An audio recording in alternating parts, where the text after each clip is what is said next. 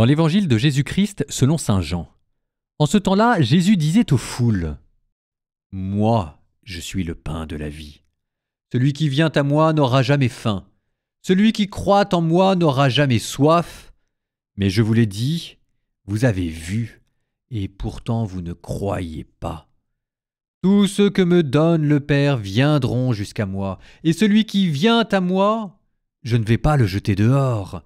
Car je suis descendu du ciel pour faire non pas ma volonté, mais la volonté de celui qui m'a envoyé. Or, telle est la volonté de celui qui m'a envoyé, que je ne perde aucun de ceux qu'il m'a donnés, mais que je les ressuscite au dernier jour. Telle est la volonté de mon Père, que celui qui voit le Fils et croit en lui ait la vie éternelle, et moi je le ressusciterai au dernier jour. »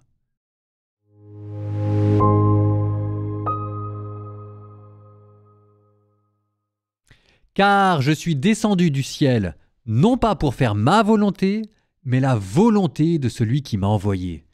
Et moi, je dis, si Jésus a cru bon, lui qui est meilleur que nous, de mettre sa volonté de côté pour faire la volonté du Père, à combien plus forte raison nous devrions mettre de côté notre propre volonté pour faire celle de Dieu.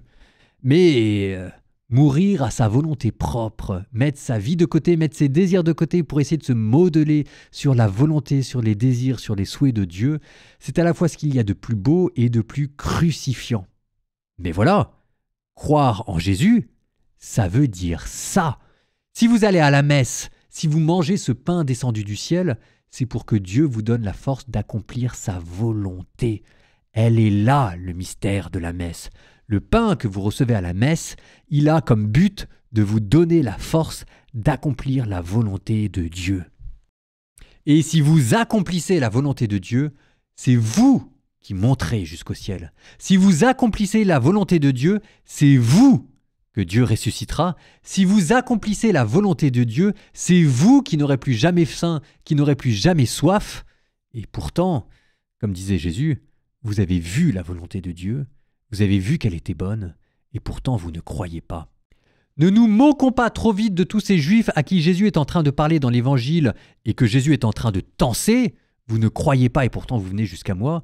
C'est peut-être de nous-mêmes dont il est question, nous qui croyons croire en Dieu.